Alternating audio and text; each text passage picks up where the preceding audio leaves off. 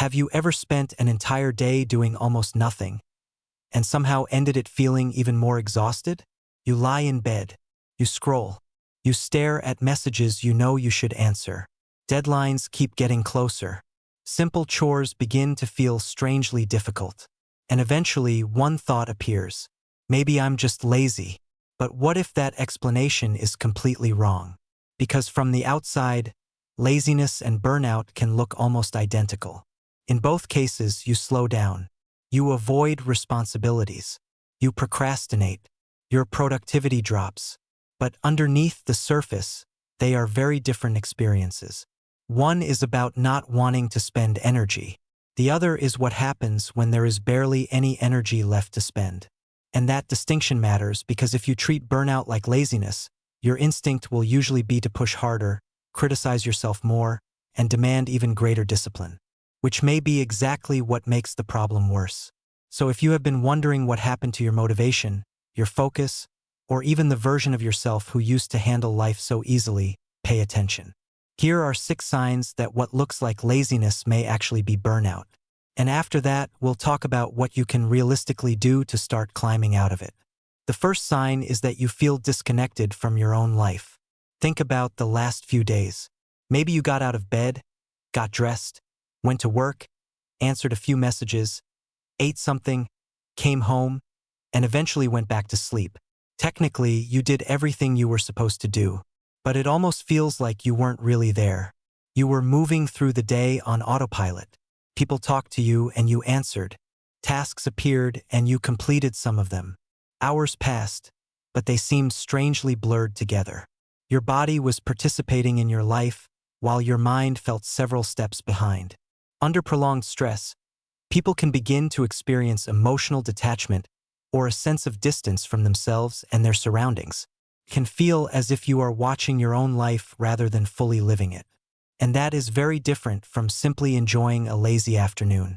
When you choose to relax, rest can actually feel good. There is comfort in doing nothing. You might watch a movie, play a game, take a nap, or spend an afternoon without accomplishing anything and genuinely enjoy it. Burnout does not feel like that. You can spend hours resting and still feel tense. You can lie in bed all day and somehow never feel restored. You are not enjoying the break. You are simply unable to engage. That empty feeling is important, because sometimes what looks like inactivity is actually your mind reducing its emotional involvement after being overloaded for too long. The second sign is a dramatic change in your motivation. Do not only ask yourself, "Am I unmotivated?" Ask a better question. Was I always like this? Think back 6 months, a year, maybe several years. Were you once the person who finished things early? Were you ambitious? Did you care about doing good work? Did you stay late because you genuinely wanted to improve something? Did you make plans, chase goals, start projects, or consistently show up even when you did not feel like it? If that person sounds familiar, but now even opening a laptop feels exhausting, something changed. And that change deserves your attention. A sudden collapse in motivation is different from a long-standing preference for avoiding effort. Burnout often appears after a period of sustained pressure. Ironically, some of the people who end up most exhausted are the same people who were once extremely driven. They kept accepting one more responsibility, one more deadline, one more late night, one more week without enough recovery. For a while, it worked. Then one morning, the system simply stopped cooperating. And because the change can feel so dramatic, people often interpret it as a character failure. They think, "I used to be disciplined. What is wrong with me now?" But motivation is not an unlimited resource. Focus is not unlimited. Stress tolerance is not unlimited. If you repeatedly withdraw energy without giving yourself enough opportunities to recover, eventually there is very little left to withdraw. You did not necessarily lose your personality. You may have exhausted the system that was powering it. The third sign is even more revealing. The things you love have started feeling like work. This is where the difference becomes difficult to ignore. Maybe you can no longer enjoy your hobbies. You used to play guitar for hours. Now picking it up feels pointless. You used to love the gym. Now getting dressed for it feels like a project. You used to get excited about games, movies, books, drawing, cooking, meeting friends, or whatever gave you that small spark of anticipation. Now you look at those same things and feel almost nothing. That loss of pleasure is sometimes described as anhedonia. And it is one reason severe exhaustion can be so confusing. Because when people think they are lazy, they often imagine someone avoiding responsibilities so they can do something more enjoyable. They do not want to finish the report because they would rather play a game. They do not want to clean because they would rather go out with friends. There is still desire. It is simply pointed somewhere else. But burnout can flatten desire itself. You do not want to work. But you also do not want to play. You do not want to socialize. You do not even have enough interest to choose what to watch. Sometimes you open an app, scroll through endless options, and close it because making a decision feels like too much effort. And if the thing you once loved has also become your job, the situation can become even more complicated. A passion that once gave you energy may begin to feel associated with deadlines, expectations, pressure, and exhaustion. You may even start resenting something you once dreamed of doing. That does not mean the passion was fake. It may mean it was buried under too much pressure for too long. The fourth sign is that your patience has become incredibly short. Tiny things suddenly feel enormous. A notification sound irritates you. Someone interrupts you while you are concentrating, and your entire body tenses. A slow website feels unbearable. Someone chewing loudly makes you want to leave the room. A simple question feels like one demand too many. And the strange part is that you may know your reaction is disproportionate. You may even think, why am I getting so angry about this? The answer may be that the small thing is not really the problem. Imagine your mental capacity as a glass. On a normal day, the glass has room. A delayed train, an annoying email, a noisy room, or a small mistake adds a little water, but nothing happens. Now imagine the glass has already been filled almost to the top by months of pressure. Poor sleep, deadlines, financial worries, conflict, responsibilities, constant messages, constant decisions, constant expectations. Now one tiny inconvenience adds the final drop. And suddenly everything spills over. The trigger was small. The accumulated load was not. Prolonged stress can leave the nervous system more reactive, making ordinary stimulation feel harder to tolerate. That is why burnout does not always look like quietly lying in bed. Sometimes it looks like irritability. Sometimes it looks like impatience. Sometimes it looks like becoming unusually sensitive to noise, interruptions, demands, or even other people. And afterward, you may feel guilty because you think you are becoming difficult. But your short temper may be telling you something important. You have very little capacity left. The fifth sign is that basic self-care is beginning to disappear. This can happen slowly enough that you barely notice it. First, your sleep schedule changes. Maybe you stay awake far too late, even though you are exhausted. Or you sleep for many hours and still wake up feeling heavy. Then your eating habits become less consistent. Cooking feels like too much work, so you grab whatever is easiest. Meals become irregular. You rely more heavily on quick comfort because anything requiring planning feels overwhelming. Then other things begin slipping. Laundry piles up. Your room gets messier. You stop exercising. You postpone showers. You wear whatever requires the least thought. You cancel plans because getting ready feels exhausting. You reply to fewer messages. Eventually, your world becomes smaller. This is one of the cruelest parts of burnout. The things that could help you feel more stable often require energy. But energy is exactly what you do not have. So you postpone them. And then the consequences create even more stress. You feel worse because your environment is chaotic. You feel isolated because you stop seeing people. You feel physically sluggish because your routines collapsed. Then you judge yourself for allowing those things to happen. And suddenly you are trapped inside a cycle. Exhaustion leads to neglect. Neglect creates more stress. More stress creates more exhaustion. Someone who is simply taking it easy can still make themselves comfortable. Burnout can make even comfort difficult to create. And the sixth sign may be the most dangerous because almost nobody around you can see it. You are still functioning. At least publicly. You show up to work. You answer, "I'm good." You smile when you need to smile. You meet the most important deadlines. You continue taking care of other people. You keep telling everyone that everything is under control. And then, the moment you are finally alone, you collapse. This is sometimes described as masking, and it can appear in people experiencing high-functioning burnout. From the outside, they may look completely fine. Sometimes they even look successful. That is exactly why the problem can continue for so long. Nobody realizes how much effort it takes for them to appear normal. And they do not tell anyone, because admitting exhaustion feels dangerous. What if people think I cannot handle my job? What if I disappoint someone? What if I ask for help and they think I am weak? What if everything falls apart the moment I stop holding it together? So they keep performing. They spend their remaining energy maintaining the image that they still have plenty of energy. And that becomes another job. This is one of the biggest differences between restorative rest and burnout. When you are genuinely choosing to be lazy for a while, you usually do not need to hide it from yourself.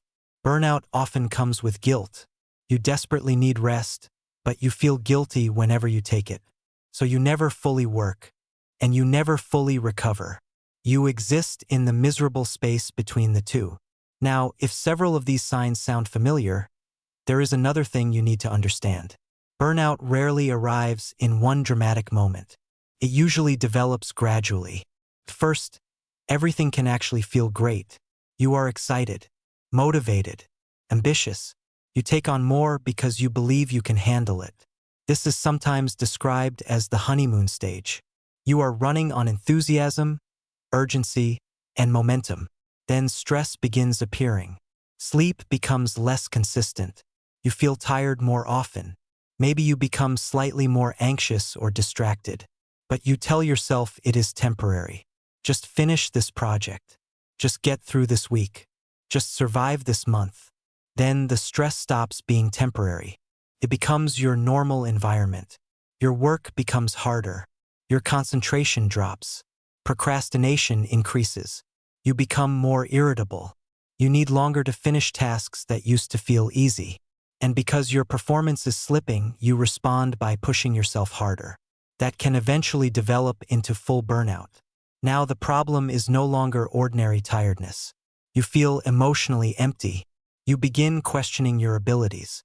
You detach from responsibilities. Things that once mattered suddenly feel meaningless. And if that condition continues long enough, exhaustion can start to feel like your permanent baseline. This is why early warning signs matter. Because many people notice the problem when it is still relatively small and respond in exactly the wrong way. They become harsher with themselves. They add more productivity systems. They force themselves to wake up earlier. They consume motivational content. They compare themselves to people who seem to be accomplishing more. And every time they fail to maintain that new standard, they use the failure as evidence. See, I really am lazy. But imagine a car with an empty fuel tank. You would never stand beside it screaming, "Try harder." You would recognize that the problem is not motivation. The system needs fuel. So what do you actually do?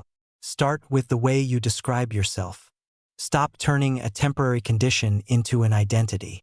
Instead of saying, "I am lazy," try something more accurate. "My current workload is greater than my current capacity." That sentence changes the problem completely. Because identities feel permanent. Capacity can change. If you believe laziness is simply who you are, there is nothing obvious to fix. But if your demands are exceeding your available energy, you suddenly have useful questions. What can I remove? What can I postpone? What can I delegate? What am I doing only because I feel guilty? Where is most of my energy going? What would actually help me recover? That leads to the second step. Get everything out of your head. When you are overwhelmed, unfinished tasks begin competing for attention. Reply to that message. Pay that bill. Book that appointment. Finish that document. Buy groceries. Call that person. Clean that room. Remember that deadline. Your brain keeps cycling through them because it is afraid you will forget. So stop making your mind function like a storage device. Take a piece of paper. Not 10 productivity apps. Not another complicated system. Just paper. Write down everything currently demanding your attention. Big tasks, small tasks, work, personal life, things you promised other people, things you promised yourself. Do not organize it yet. Just empty your head. When the list is finally outside you, something important happens. The problems have not disappeared, but they are no longer floating around without boundaries. You can see them, and once you can see them, you can make decisions about them. Which brings us to step 3. Create a not-to-do list. Most people respond to overwhelm by asking, how can I become efficient enough to complete everything? That may be the wrong question. Ask instead, which of these things do not need to happen at all? Go through your list. For every item, ask yourself 3 questions. Does this genuinely matter? Does it need to happen now? Does it need to be done by me? You may discover that a surprising number of responsibilities are optional, outdated, duplicated, or driven mostly by guilt. Remove them, delay them, delegate them. The fastest way to complete a task is sometimes to realize it never needed to exist. Step 4 is about rebuilding momentum without overwhelming yourself again. Look for one small task you can finish quickly. Not the most important task in your entire life. Not the project you have been avoiding for 3 months. Something small. Reply to one email. Take out the trash. Put the dishes in the sink. Schedule the appointment. Send the file. Make the bed. The goal is not to transform your life in 10 minutes. The goal is to remind your brain what completion feels like. Burnout can make everything feel endless. A small finished task creates a clear beginning and end. Then choose the next manageable action. Not 20 actions. 1. And for anything that is genuinely too large for you to carry alone, ask for help. That might mean talking to a colleague. It might mean telling a manager that your workload has become unrealistic. It might mean asking someone at home to take responsibility for something temporarily. Asking for support does not mean you failed to manage your responsibilities. Sometimes it is how responsible people prevent a manageable problem from becoming a crisis.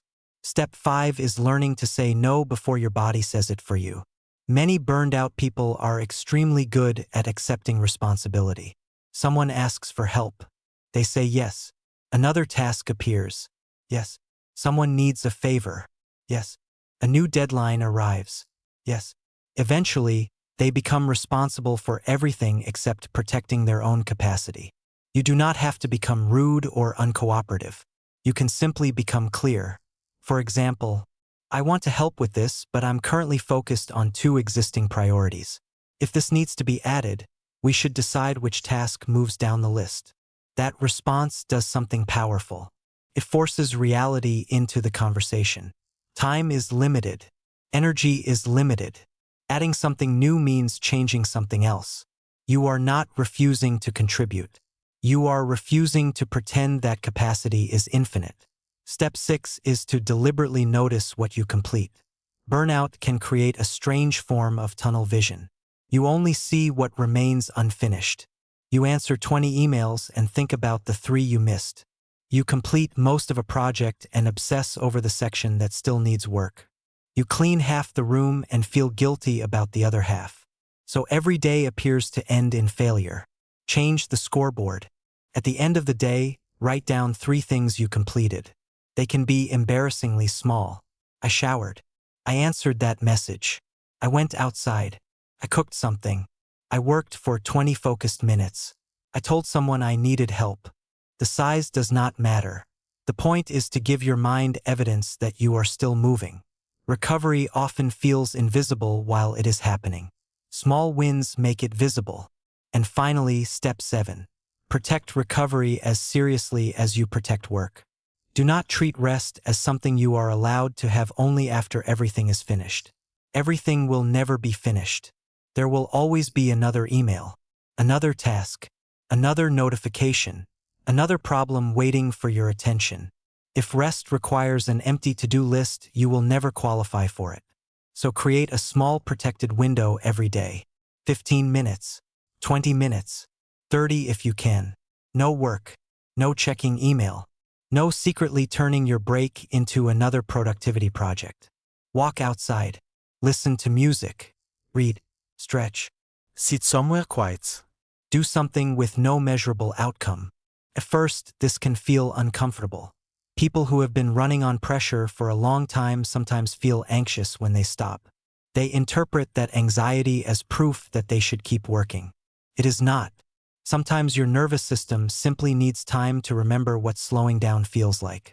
And recovery will not happen perfectly. You may have a good day followed by a terrible one. You may feel motivated for 3 hours and exhausted the next morning. That does not mean you are back at the beginning. Human recovery is rarely a straight line.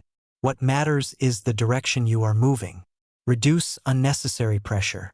Protect your energy. Take smaller steps. Ask for help sooner. And stop using exhaustion as evidence against your character. Because maybe the question was never, why am I so lazy? Maybe the better question is, how long have I been asking myself to function without enough recovery? If you recognize yourself in this video, choose one thing today. Not 7. 1. Remove one unnecessary responsibility. Finish one small task. Ask one person for help.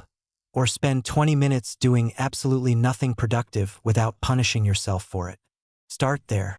And if this video helped you understand what you have been experiencing, support it with a like and subscribe for more practical videos about psychology, behavior, and the way the mind works.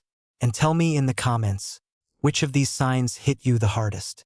Sometimes identifying what is happening is the first moment things finally begin to make sense. You may not need more pressure. You may need recovery. And the sooner you recognize the difference, the sooner you can begin rebuilding your energy one step at a time.